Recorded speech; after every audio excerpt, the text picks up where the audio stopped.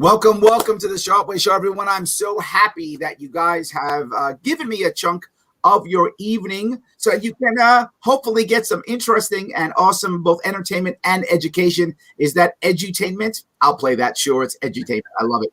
I am very happy and very lucky that I have with me this evening a man who's from an American Union. What's your title? Is it CEO? Is it executive director? What's your title? Well, we could go with founder, but it's not about me. It's about the people and solving problems. I love it. The founder of an American Union who cares about the people and solving problems, Brian Winters. How are you, sir? Very well. Thanks for having me on, Larry. Happy to have you. For everybody who wants to make us bigger, better, stronger, please like, comment, and share. I would appreciate that. And if you want more information on Brian and what he's trying to achieve, heading over to anamericanunion.com. So, Brian, I want to, I guess one of the most important reasons for me why I wanted to talk to you is what you're trying to achieve is similar to a third party. In other words, it's a third way, right? It's a way that everyone gets together to get something done. And that's what I feel the Liberty Movement is. So I was curious, when you first began this, did you think this was going to be kind of more from the Democrats coming to you, more Republicans coming to you, or something in between? What do you think? So I guess something in between. This was a goal to bring people together all across the political spectrum. But yeah, Democrats have supported a number of these ideas. Libertarians have supported a number of these ideas, like especially ending the drug war. Mm-hmm. And Republicans, have some things in here that they like too. Nobody gets everything they want. This is one big legislative package that everybody has to compromise on some things. Compromise is a bad word, though, now, isn't it? If you compromise, then you care about the bad guy now, right? If you're a Democrat, you compromise with Republicans, you're a sellout. If you're a Republican, you compromise Democrats, you're a sellout. Larry, I'm so tired of that. I'm so tired of the politics of today, of just demonizing everyone and criticizing everything. Like, this is what our country was founded on. The Constitution itself is just a big collection of compromises. Everything that comes after the preamble was a compromise. The Electoral College, compromises on slavery, compromises on the Senate, on the House. Everything was a compromise. The preamble is where they laid out what we wanted to get done. What is government supposed to do? 5 things. We're supposed to establish justice, ensure domestic tranquility, provide for the common defense, promote the general welfare, and secure the blessings of liberty for ourselves and our posterity. That's what we're supposed to do. That's what government is supposed to be about. Everything else that the Constitution did was a compromise. So, but they got it done, and it was a huge leap forward and we set a great example for the rest of the world in establishing a better government. But that same spirit of compromise we can use to put together a whole bunch of things that advance, that improve our quality of life. And when we get enough people behind them, behind this package, then we'll be able to influence the outcome of things in Washington, D.C. by leveraging our votes. So this goal actually isn't to get 51% of Americans on board. This is to get enough of a percentage of Americans on board to shift and kind of control to be the swing vote almost to get anything done. That's exactly right. That's why third parties don't work, right? As you know, because then you need like 35, 40% of voters to win as a third party. It doesn't work. But that 3%, 3.5% in the middle that can decide whether Republicans or Democrats take power, those people are the deciders. And when you're the deciders, you have leverage over Congress. You have leverage on Washington, D.C. And so we can use that leverage to get our specific legislative package passed. So is the goal then the 3.5%? Is that a goal where we get 3.5% of Congress, or is we get 3.5% of any voting block that then any person who gets elected, whether they're Democrat, Republican, or whomever, they are someone who supports this agenda? So I guess let me back up just a little bit, because this is a different model than our typical political paradigm, where you running as a libertarian, you wanted to get elected so that you would be in office and you could make the decisions there. Right. And that you would keep the promises that you made to all your constituents when you campaign. The thing is, we don't really trust politicians to keep their promises because they generally don't. And even if they get elected with the best of intentions, we send them off into Washington, and then they put them in a room with hundreds and hundreds of other people to hash out a deal, and it doesn't work. So we flipped the model around. I served in the state legislature here in New Hampshire for a number of years. And so under this model, the people write the legislative package first. We did this in 2020. We wrote, it's 159 pages, the blueprint for a better America that ends poverty, ends mass incarceration, and ends the endless wars. Okay. And by expecting incumbents to pass this before the election, in exchange for our votes, quid pro quo, we want to leverage our votes to get this passed into law. Okay, so this is a different way. We expect action before the election instead of afterwards. So I guess the goal then is if I'm in office and I see this, what do you call it again? What was the blueprint for what? Blueprint for a better America. It was designed to appeal to Donald Trump. So something called the blueprint would appeal to him as a builder. There we go. So the blueprint for America, and I'm currently I'm a legislator, and I blow it off. I go, nope, don't like it, Brian, not my thing. So I don't get your vote, is what you're saying. Correct. And so your major party challenger has the opportunity to steal these votes. Gotcha. And as you know, in a lot of races, they're not close. They're so gerrymandered. One party always wins. Yeah. But that's the way the system works. But in dozens and dozens of congressional districts, they win by just a few percent. And so by targeting those swing states and being the deciders in those states, we'll have the leverage to tell the people in Congress, look, if you want your party to be in power, if you want to stay in power, this is what we want. Okay. End poverty, end mass incarceration, and the endless wars. Take it or leave it. Well, so those are the three things you talk about, right? Yes. You want to end poverty by establishing a UBI, a universal basic income. You want to end mass incarceration by ending the drug war, and you want to end the endless wars by just bringing the troops home, right? Did I get that kind of generally? Is that right? That's the general. Although each of those planks have more details to them, but that's of course. UBI is very controversial. However, far more popular now than it's ever been, right? I mean, Yang really brought it to the forefront when he ran in 2020. He brought it to the forefront. He's now running for mayor of my city, New York, so he hasn't gone away. Right. And all we're talking about is constant payments from the government. Now, there are two issues I think most people are concerned about when it comes to UBI. One is a disincentive to either work or do well. That's one. And the other is the expense, right? I think those are the two big things that people get upset about and go, wait, if we do a UBI, then, how are we going to pay for it? It's trillions of dollars, right? And then two, if we do that, who's going to work? Because they're all getting the cool UBI money. So in your form of UBI, how do you handle those two questions? Well, so let me ask you, Larry, if you had $300 a week, would you quit your job? Would you just sit around and be a lump on the couch for $300 a week? So that's the amount, or are you making, is that the amount, or is that something you're just talking about? That's the amount, yes. Under our legislation, it's $300 a week for adults, $100 a week for kids, and that lifts every single American up above the poverty line. So there are 4 people in my household. So 2 adults and 2 kids. So I'm getting $800 a week? Yes. So I'm getting did my math out, $3,200 a month? Yes. In New York City, I can't live on that, so I got to keep working. Okay. But there are parts of my state where I might be able to survive, but New York City, I can't. New York City, I got to keep working.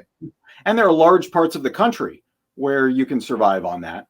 But just because you can, most people don't want to just survive. Most people want to do well. Most people want to prosper. Most people want to strive for something better.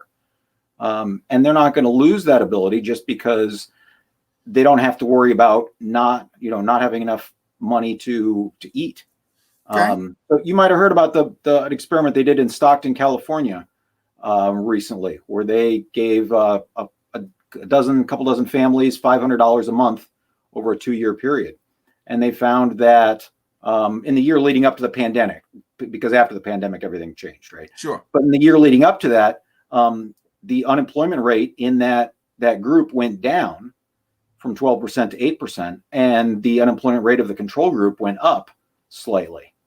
So UBI doesn't necessarily create a disincentive to work, right? You don't You're not making millions of dollars with this show, but you do it because you have a drive to create. You have a drive to build things. Absolutely. But by the way, if anybody wants to donate $1 million, please feel free. Heading over to patreon.com/Sharpe and donate $1 million. And see, then we'll see if Brian's right or not. So we'll test it for science. So in any case, I appreciate that. But let me go to a more detailed question, I guess.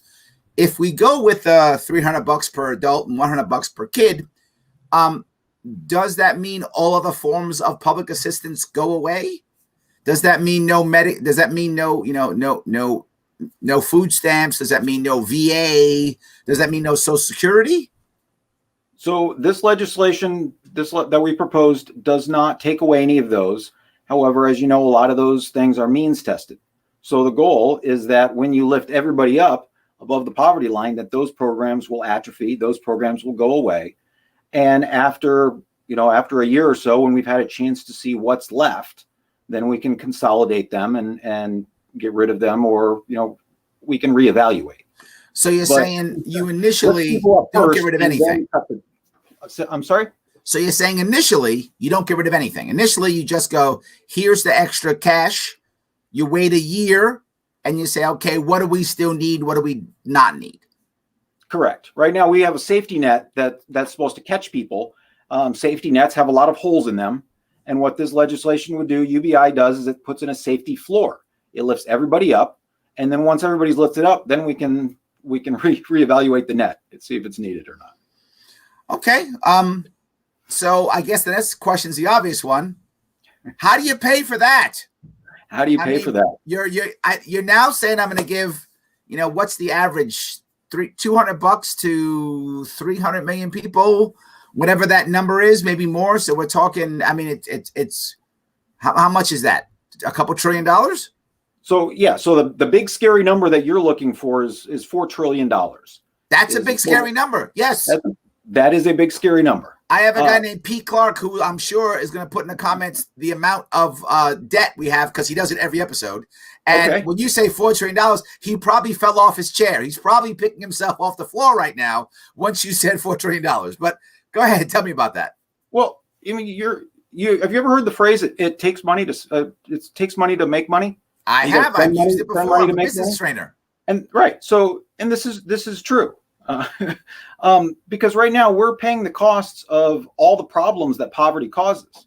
Poverty is a driver of crime. It's a driver of healthcare usage, childhood poverty. Like when kids grow up in poverty, not only it can affect their minds for the rest of their life, just that mindset of scarcity, it's childhood trauma. These are the policy choices that we've made. We're allowing 12 million children tonight, Larry, to go to sleep in poverty. Okay. And that's a policy decision that is wrong. We can fix that. We can do better by lifting everybody up.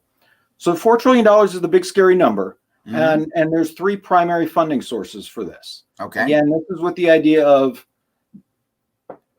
if you say, well, we can cut here and cut there, then that's I see that as a cheat to say, well, if we cut this and then redirect it to that, that's a little dishonest, because that implies that you were always going to spend that amount of money on that program to begin with.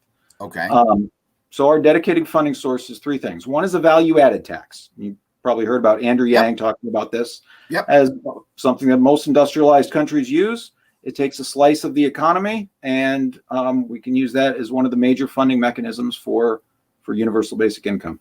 Okay. The second thing is a fee and dividend on pollution, specifically carbon and on plastic. So by putting a fee on carbon, a fee on plastic, we collect that and then divide it back out evenly. Help me what that fee.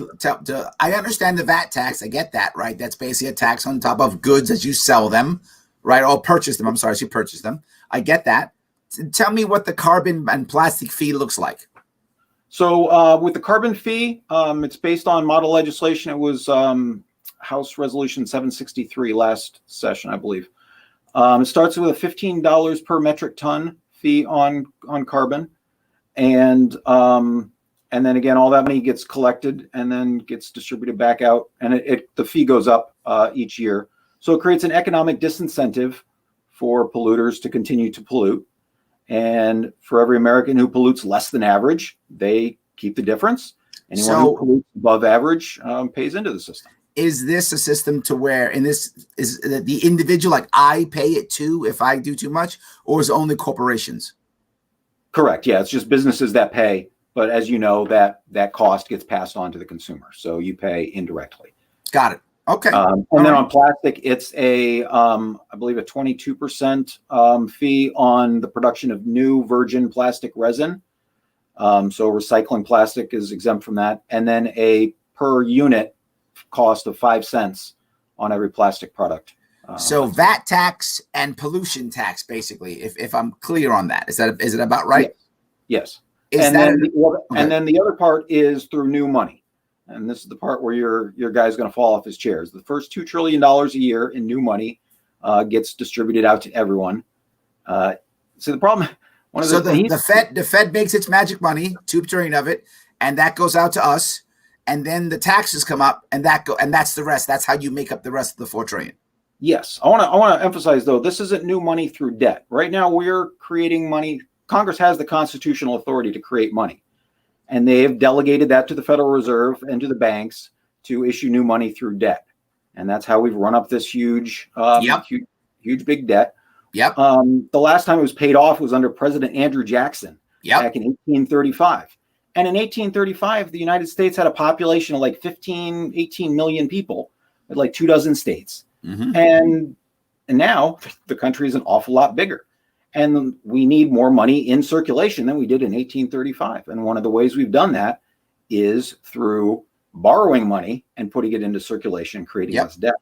This debt isn't supposed to be paid back. We would crush the economy if we sucked out $27 trillion to pay off this debt. The debt is there so that we will pay hundreds of billions of dollars a year to the bankers. And so under this legislation, Congress uses its constitutional authority to add $2 trillion to the money supply every year and give every American an equal share. But okay, so not through debt? Not through debt. No, this is the same thing President Abraham Lincoln used when he was president. At the start of the Civil War, he issued greenbacks, legal tender that weren't backed by gold, weren't backed by debt. They were backed by essentially, I guess you would say, the threat of government force. Government said, "This is money." Our current money is backed by Marines. Right. Correct. Yes. Right. Correct. So he issued legal tender, and the banks didn't like that idea, and so the next year they passed a bill that reorganized the banks and ensured that we would borrow money instead of creating it directly. And they've had a good monopoly on it. So you're asking for it. That's a big change for UBI. That's a big structural change. Well, it's important to keep these things in balance. That's why it's not all of one or all of the other. There are advocates who advocate for only new money funding universal basic income, and there's other people who advocate for more taxes or spending cuts. But let me grab a couple comments if I could, and questions. Sure. Oh. Joe says, "Is the Free State Project helping your cause in New Hampshire?" No. There we go. There's your answer, Joe. Not at all. There we go. I love that. David says, in Iowa, a lot of the state legislative districts are unchallenged. So if they go unchallenged, this doesn't seem to work in unchallenged districts then, does it? Right. So this is federal. It's only federal. It's only federal. It's one legislative package for all 435 congressional districts, all the Senate races, and for president in one take it or leave it offer for all of them. Okay. And you might remember Craig back says, go ahead. Oh, go ahead. I'm sorry. Go ahead. No, go ahead. I want to answer the question. Craig says, what if they both tell you to piss off? Like you got two of them, right? And you go, whichever one of you does the thing that we want you to do, then we give you the votes. And both go, I don't care about you. Why should I care about you? I've already got my cushy job and my district is gerrymandered. And what do I care about you guys? I'm establishment Democrat. Or I'm establishment Republican. I don't need you. I'm going to win no matter what. I mean, there's a lot of people who, even though sometimes that's not true, I know because literally Alexandria Ocasio-Cortez is my congressperson, and she won against the most establishment Democrat there was. I know it's not always true, but it can often be true. or at least they believe it. All right, so a couple answers to that. One is by running with one package across the entire country, we're trying to frame the conversation. Right now, the media picks about whatever the issue of the week is, Yep. and whatever's controversial, whatever people can get outraged about, and they want to talk about that. Let's reframe the conversation. Let's focus on the real structural problems in this country of poverty, mass incarceration, and the endless wars. Sure. And so by focusing on that one conversation nationwide, we can put politicians and say, this is exactly what we want. So what happens if they say, we don't care? We don't care. Yep. You're right. In some districts where they're guaranteed to win, they are going to say that. But in dozens and dozens of districts, 3.5% is the difference between winning or losing. Okay. And so if you're the challenger, if you're 3.5% behind the incumbent, and we say, hey, look, will you commit to ending poverty, ending mass incarceration, ending the endless wars in exchange for our votes? Why would you say no? Right? And then once the challenger has said, yes, I'm on board, then what's in it for the incumbent to continue to refuse? Right? The incumbent says, well, I don't want to refuse this deal and lose my seat. So it's in it for me. It's sort of like the what do you call the prisoner's dilemma? Yep. Where if both parties said, screw you, we're not going to ever negotiate, then they could keep power. But as soon as one of them starts to negotiate, the other one has to follow suit because it's in their own best interest. Got it. And so when a Republican challenger and a Democratic challenger in different states say, yeah, we want to win, we'll end poverty, end mass incarceration, end the endless wars, we'll flip the conversation. And then so the last part of it is, well, what happens if they both tell you to piss off? This is what happened in Georgia. I went down to Georgia to organize for the American Union to leverage a small percentage of votes in exchange for control of the Senate. And both parties ignored us. So the night before the election, we flipped a coin and we called it for the Democrats, not because they were the better party, but because people are tired of the two-party system. And so we can refuse to play their game. We can refuse to accept that we have to choose the lesser of two evils. There was a Libertarian running. No, they won't. There wasn't. They kicked off the two. It was I'm talking about the runoffs. Oh, the runoff. Oh, sorry. The runoff. Yeah. Okay. You had two choices. You had to pick the Republicans. You had to pick the Democrat. You had to pick the lesser of two evils. Okay. And you could just say, so we said, no, we're not going to do that. And so if 29,000 people had voted the other way, the Republicans would still be in control of the Senate right now. Do they understand that? And the reason why I say it is, and I'm going to go to Georgia. Tom Stewart says Shane Hazel tried this in Georgia. He was the guy. Shane Hazel was the guy, Libertarian, who basically is the reason why there was a runoff. Correct. Right? He's the reason why there was a runoff. And even after, they ignored him. And even now, they ignore him. It's like they just don't want to accept that he's the reason. They don't want to go back to him at all. And Shane Hazel, if one of them had gone on Shane Hazel's show, say the Republican, for the sake of argument, the Republican might have won instead of the Democrat. It's possible because he had enough votes that he might have swung. He might have swung one of those seats. My concern, I guess, is Tom's concern, which is also, Chris' concern. What happens if you have this great idea, but they just go, the establishment's too much? No, we're going to blow you off. We don't care. Even if you're right, we don't care. I think that's what we're concerned about here. Because, brother, we feel it, Brian. It's not like it's you. We feel it all the time. People feel this all the time. But so what makes this so with Sean Hazel, what the issue was, could he necessarily promise those votes to the Republicans or the Democrats? Or this what makes this different than a third party, which serves as a spoiler? Mm-hmm. The American Union wants to be the deciders. We want to be the kingmaker. We want to get something very specific in exchange for our votes, but not promises to be cashed in later. Okay. A very specific legislative package to be enacted before the election. Okay. Of course, Pete did do it. I knew he would. Pete posted the debt. He does it every time. And he asked, of course, how you're paying for it. He posted this before you told him, so you've already explained how you're going to pay for it. I'm just saying, I knew Pete would post this. So Dennis Kucinich had a sound money bill a while back when he was in the House, where essentially the United States Congress would issue legal tender to pay off the debt and stop paying interest on it. I don't think you necessarily want to pay off all of the debt, though. Like some people people want to be able to invest in the government as a way to hedge the cost of inflation and things like that. But yeah, that number is too high, and the amount of interest that we're paying on it is ridiculous. So let's move on to the next piece then, if I could. We've kind of talked about the UBI for a bit, and I knew we had to have Pete bring up the debt. I knew he would. Let's go on to ending the war on drugs. You know, Brian, this is a lot harder than it might seem. You think UBI is hard. UBI is hard. But the drug war, there are literally millions of people who make a lot of money off the drug war. Like a lot of money is made off the drug war, tons of it.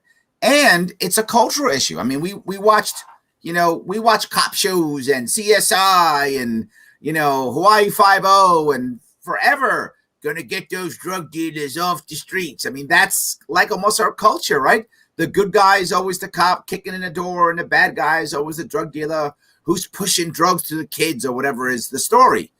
It's a big deal. Not that I'm against it at all. I'm just saying it's a big deal. How do you get people to do this one? Is there a plan for this one, or just legalize all drugs, or what?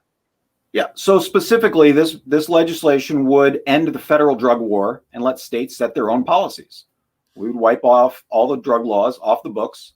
Any federal prisoners who are there on drug charges would have the option to have their sentences reevaluated. And then we'd start setting up a legalization structure to regulate the purity and sale of recreational drugs that states could opt into if they wanted to. Hold on. So the way is the federal government says all drugs are legal, or just we have no say on drugs? We end the federal drug war. Yes. So the federal government says we have no say on drugs. Does that include tobacco and alcohol? This legislative package did not address alcohol and tobacco. So the DEA basically goes under, but the ATF stays. Yeah, that sounds right. Okay, so ATF stays, but DEA goes away. So when the DEA goes away, the FBI no longer does this either. And I'm not against this. I'm just saying you're literally letting go probably 100,000 federal employees. Yeah, well, you're right. We have a lot of people. So this goes back to universal basic income. And to back up just a little bit more, our universal basic income is structured as American Union jobs. Everyone gets an American Union job. Everyone gets $300 a week. Not because the government wants to tell you what to do every week, but as a reminder of your duties as an American. Those 5 duties in the preamble that I spelled out a few minutes ago. Those are the duties that we already have as Americans.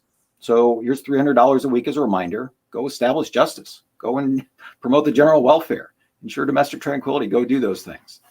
And so, yeah, if we lose 100,000 federal jobs, right now we have 750,000 people working in the prison industrial complex. We want to put a lot of those people out of work. We have millions of people working, building bombs and serving in the military and things like that.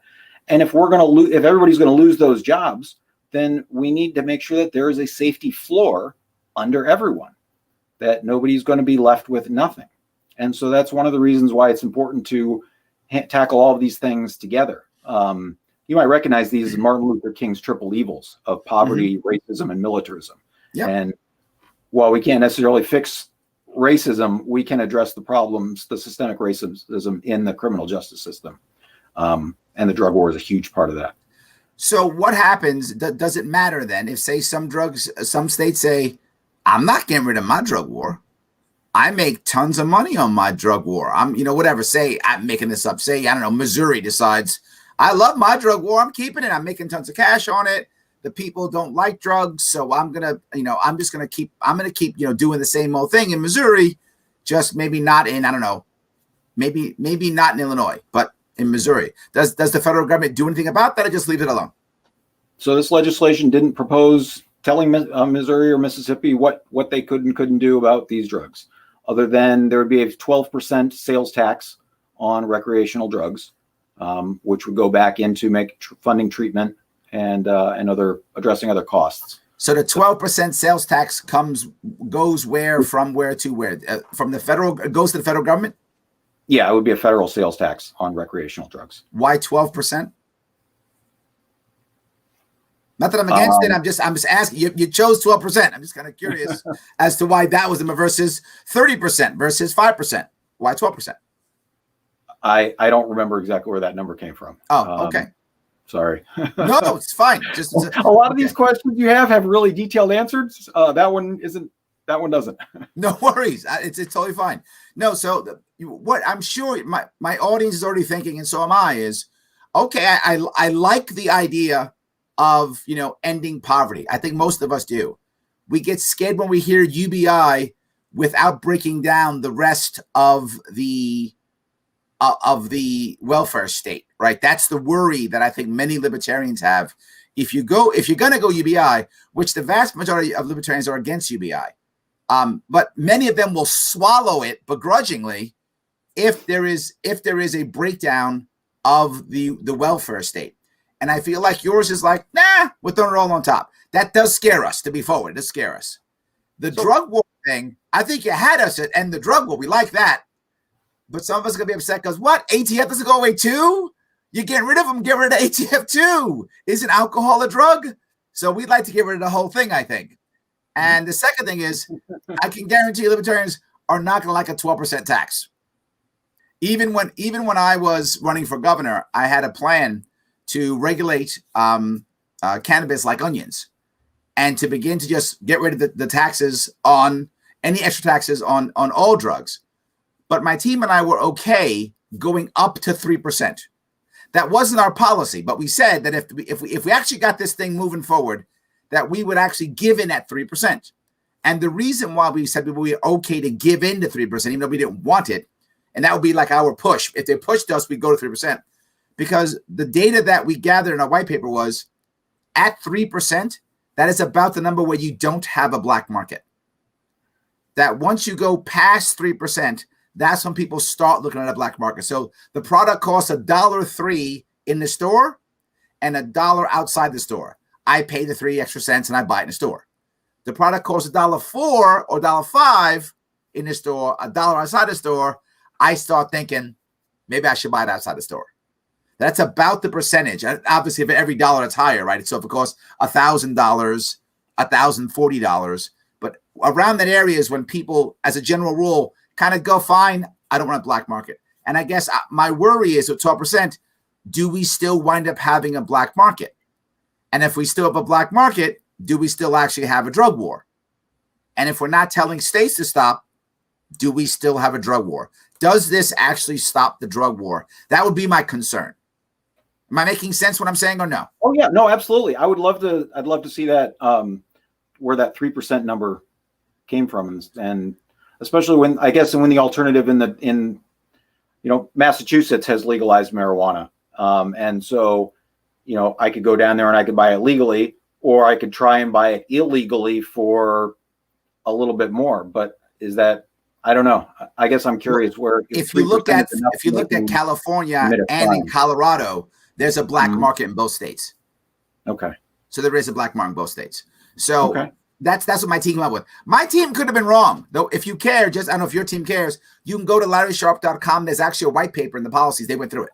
So feel free to check that out. It's possibly a mistake, but I doubt it because my team is really cool. I'm just playing. They are cool, but they are humans and they may have made an error. It's possible, but that's what we talked about. Great. So, so you're right. Libertarians aren't supposed to. This isn't supposed to be a holy grail for libertarians. Sure, libertarians have to compromise to make this work too. But obviously, we'd love to have their support as well. Absolutely. Dave says if Larry got $1 million, I could see Larry starting a cable TV show. Why don't we try this, Dave? I think it's a good idea. Maybe it's right. Yes. So Matt says we could always switch to my biodegradable hemp plastics. Look at that. If we make cannabis legal, maybe we don't use so many plastics. Matt, I love that. I love that idea. Yeah. And Jimmy says, I like Brian's overall unity plan. However, if I'm not on board to UBI, how does your organization work? I guess Jimmy's asking for some details. You haven't sold him on the UBI piece yet, but he's looking at some details. Do they just head on over to, as I talked about before, at AmericanUnion.com? Is that where people go, Brian?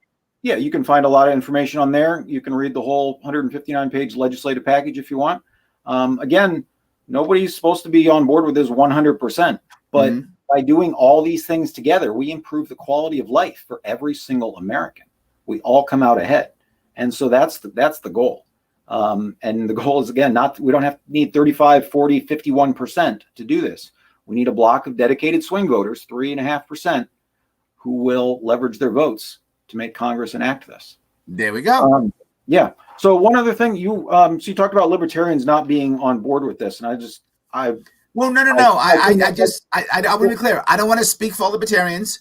Sure. I was saying that I could feel how many of them were already going to be like, wait a minute, here are pieces that don't taste good to me, right? They don't taste good.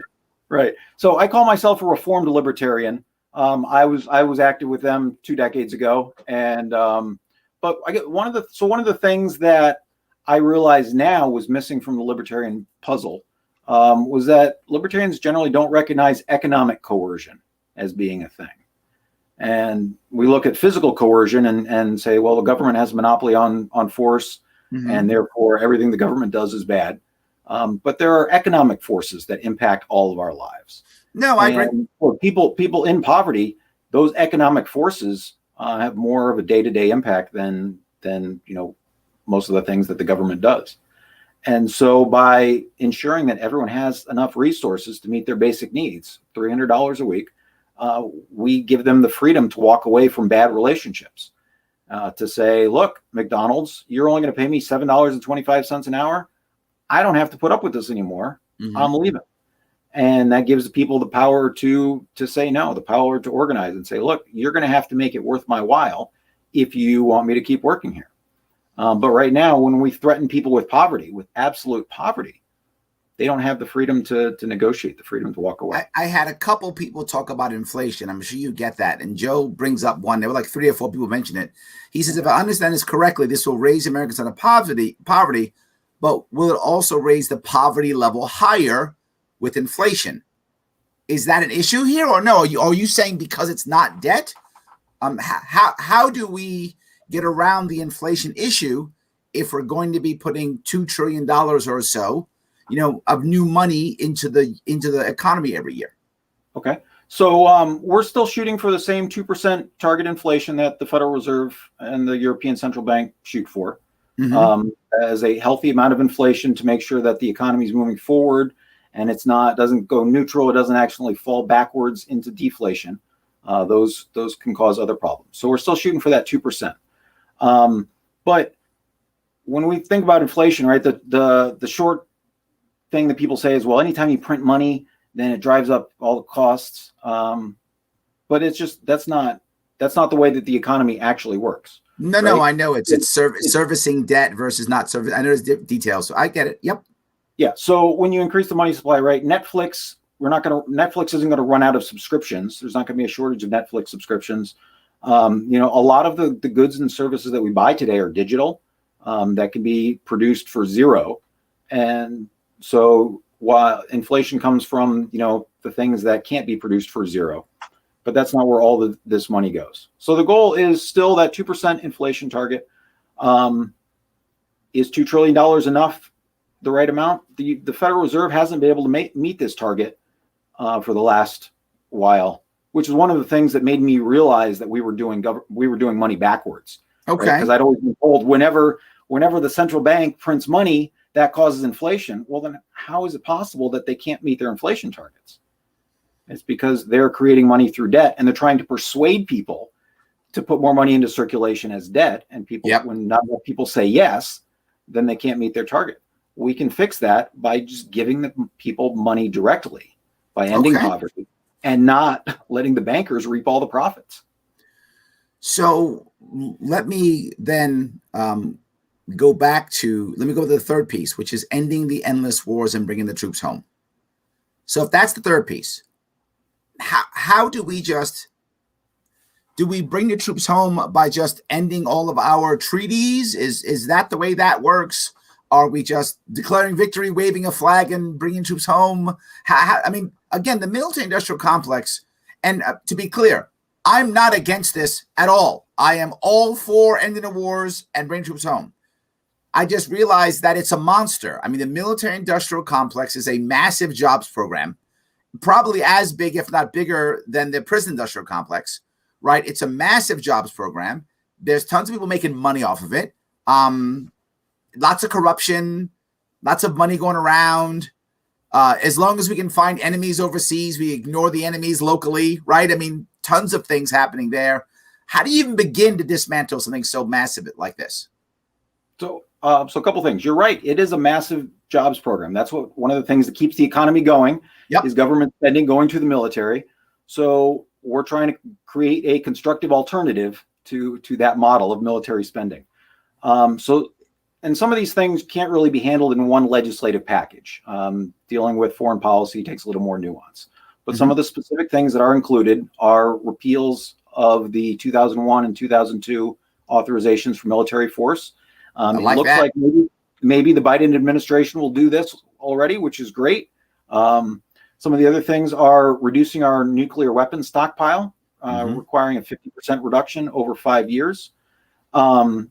There's some ethical things in here too, like closing Guantanamo Bay, prohibiting the purchase of landmines and other lethal autonomous weapons. As far as total spending, though, this requires a 10% cut in the military budget for 4 consecutive years. Okay. So if this had been enacted this year, it would bring us back to 2004 spending levels, which, as you probably remember, we were like the height of the Iraq War. We're still spending tons. Yep. We're still spending tons. So a 10% cut for 4 years. And then again, we can reevaluate. Larry, this isn't a one-time fix that solves all our problems.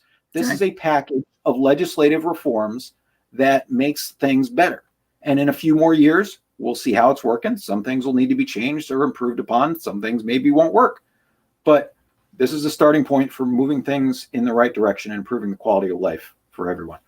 Let me take a couple comments if I could. Brian says the best way to back the blue is to end the drug war. I agree, Brian. I'm with you. Stop putting them in life-threatening situations due to drug cartels. Yes, yes, and yes. So that's a good one. Joe says letting go 100,000 federal employees. That's how we paid for UBI.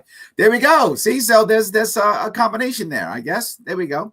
So Stephen says, in my duties to leave you alone, and I'll do the same. I guess that's your duty. Is that your duty, Stephen? I think you can do that. I don't know if it's your duty. I'm stuck on that one. I'm not sure I'm actually going to buy that one. I don't know. Paula says, you had me at end the drug war and lost me at a 12% tax. I had a feeling that was going to happen. Brian, they don't like the taxes. I understand that, but do they like the fact that tomorrow morning, 2 million Americans are going to wake up behind bars? And valid for point. You to say, well, I don't care. I'll let them all sit and rot because I'd rather have that than pay 12% on my legal drugs, which are regulated. So I know what the hell I'm getting instead of something that's, might be laced with fentanyl and kill me. I would rather just let everybody rot and buy illegal drugs, unregulated drugs, than pay 12%.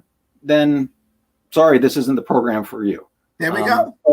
I'm looking for reasonable, rational adults who want to improve things. And if it's now you had to insult us and not call us reasonable, rational because we don't agree with you. Oh, you were doing so good, Brian. Oh, you're right.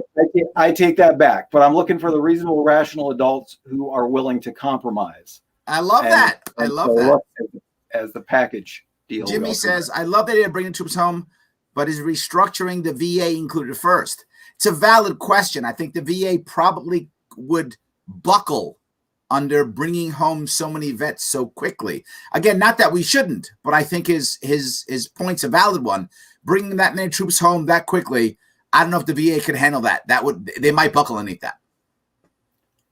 Yeah, so nothing like that was included in the legislative package. So I did want to say one more thing about the bringing the troops home. And what this does is it requires the Secretary of Defense to hold a local referendum around each of our military bases around the globe and say to the local population, do you want us here? And if they say no, then we respect their decision and we close those military bases. And that's the low-hanging fruit where we can start. Let's find out where the people actually want us around the world. And if they don't want us there, come on home. And then after we've made that first round of closures, then in a couple of years, we can reevaluate and see what's next. What about the argument that people will tell you, and to be clear, I don't buy this argument, but I hear it all the time, and people are going to say this, Brian, if we don't fight them over there, we're going to have to fight them over here. So we got to fight in Syria, or we got to fight in Iraq, or we got to fight so-and-so. See, you don't care about America, Brian, so now all of a sudden the terrorists are going to start killing us over here. Don't you hear that? I mean, I assume you hear that. I hear that. So I assume you hear that. I think Ron Paul was right when he said that, a lot of this was blowback from all of our years in interfering in the Middle East, and that if we come at things with a let's work together attitude, that'll de-escalate a lot of conflicts around the globe. Okay. Well, Paula brings up a point. NATO wants us. There are many cases where they will want us, but maybe we shouldn't be there, right? So are you saying that if the local population wants us, that we should stay even if you think it's kind of against our best interest? Or the idea of having a local plebiscite, does that affect our foreign policy? In other words, what if it doesn't match with our foreign policy? Like, they don't want us here, but we're needed here to say, I don't know, guard shipping lanes, right? Something like that, right? So maybe they don't want us in a certain area in the Middle East, but we need to guard shipping lanes. We require a base there so our naval ships, can guard shipping lanes. Or the reverse, they want us to be in some place that we don't need to be in, right? We probably have one in Mongolia, whatever. But anyway, some base in Mongolia, we don't need to be in Mongolia, but they want us there. Does that affect it either way? So the legislative proposal just said specifically, if they don't want us there, then we respect their decision and come home. And by tying all these things together, you talked about closing military bases. Mm-hmm. And as you know, it's always a tough sell. Yes. Here in the United States, right? The Portsmouth Naval Shipyard here in New Hampshire was targeted a couple years ago, and the congressional delegation stuck together to try and keep the base open and keep those jobs. But so the way that Congress does this is they put the entire package together of recommendations for closures, and it's a straight up or down vote. Okay. Because when you start letting people pick and choose, the whole thing falls apart. Sure. And so that's that same model with this legislative package. Look, here's a whole series of reforms, take it or leave it. And if you don't like one of them, then be persuaded that, you have to be persuaded that is an absolute deal breaker. And the goal, I see what you're saying. So as you put this together as one piece, each legislator has to say, is UBI, is that such a deal breaker that I'm prepared to retain the war on drugs and the endless wars? And Correct. If that legislator says so, they will vote against it and have to tell their people, hey, UBI was deal breaker, right? That's done. Right. They have to explain that vote, is what you're saying. Right. And poverty and mass incarceration and the endless wars, these are all good things, but even if you're not on board with all of them, remember what Meatloaf said, 2 out of 3 ain't bad. 2 out of 3 ain't bad. I'm with you. Okay. Yeah. All right. So it looks like Chris doesn't care about them coming here. Chris says, let them come here. As the Japanese emperor once said, here there will be a rifle behind every blade of grass.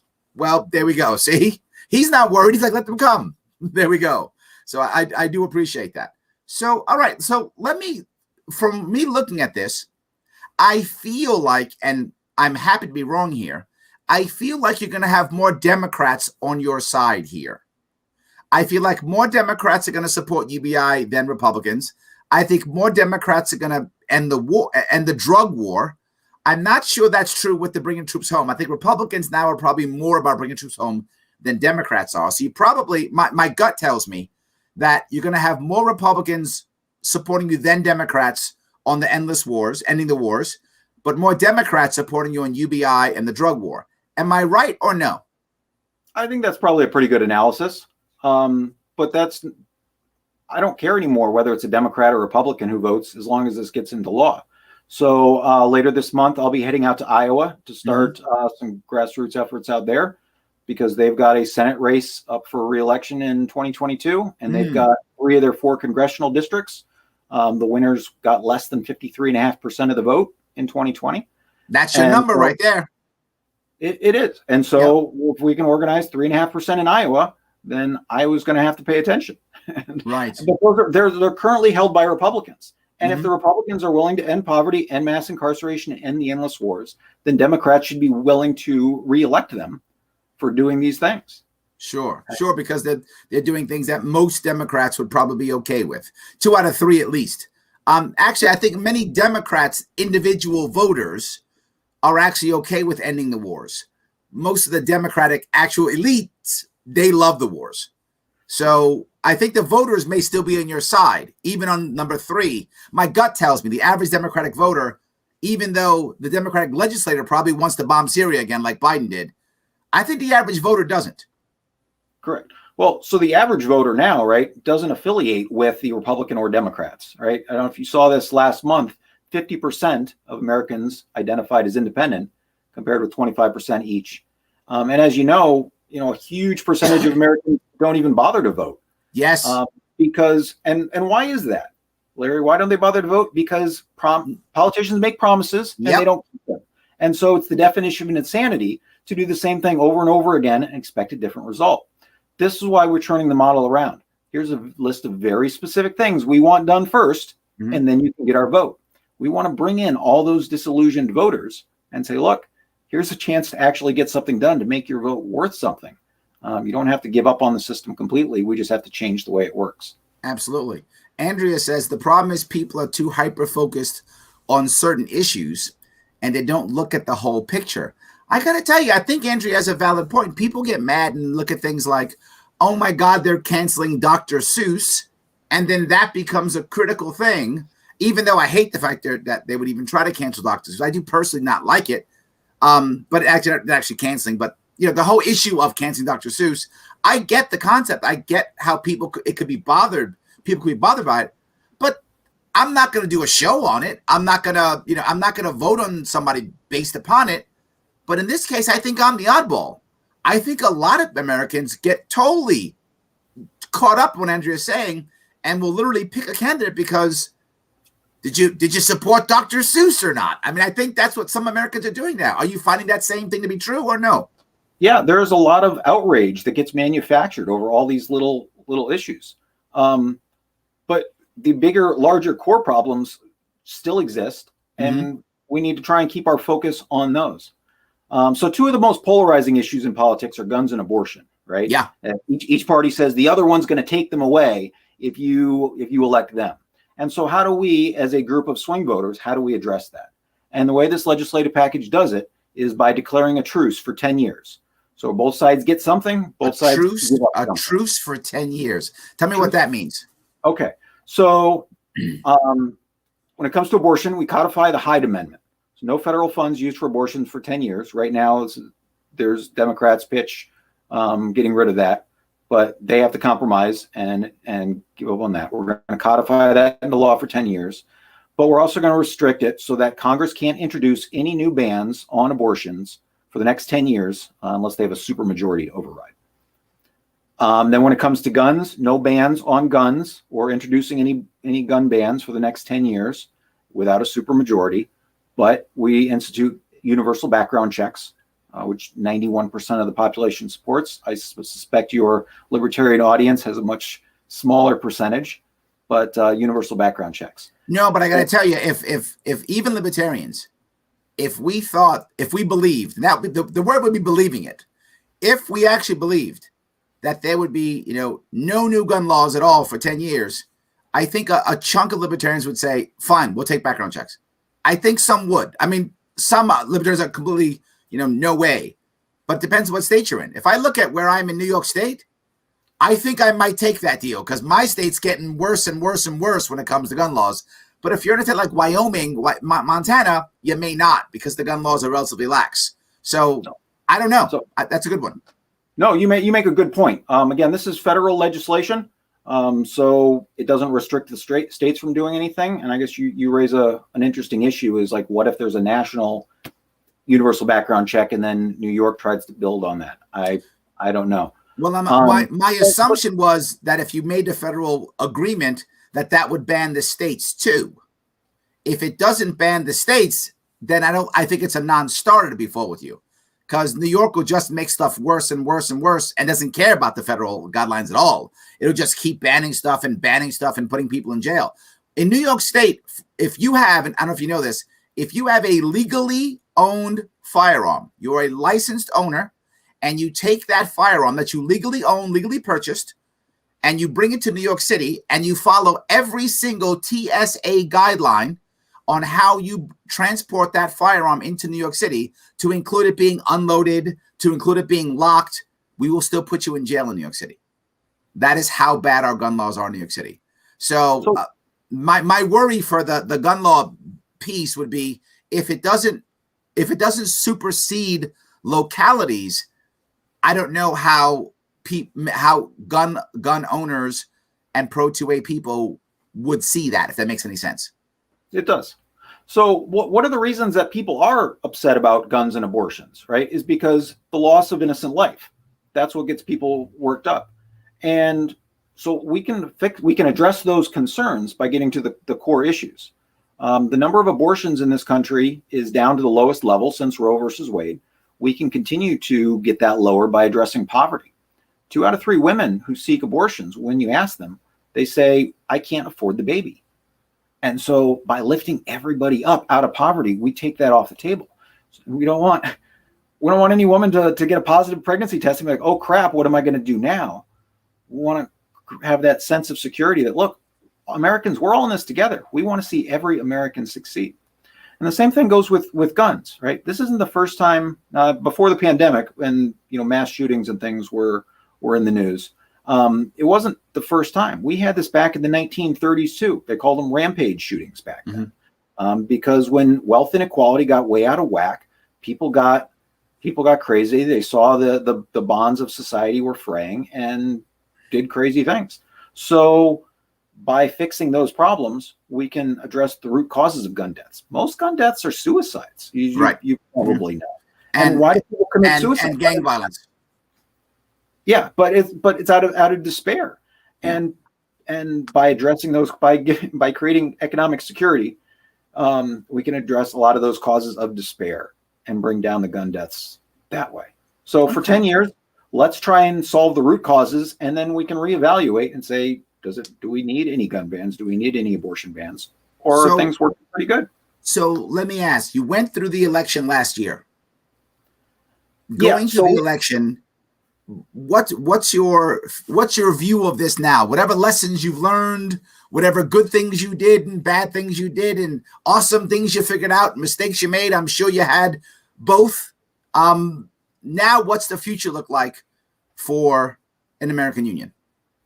So last year we targeted 5 swing states that Trump had won, and made millions of YouTube impressions trying to get people to get on board with this. As you noticed, you commented that this was geared more towards Democrats. That's because this was a peace offering to Donald Trump in large part. Say, look, we're willing to reelect you under these terms and conditions if you can do it before the election.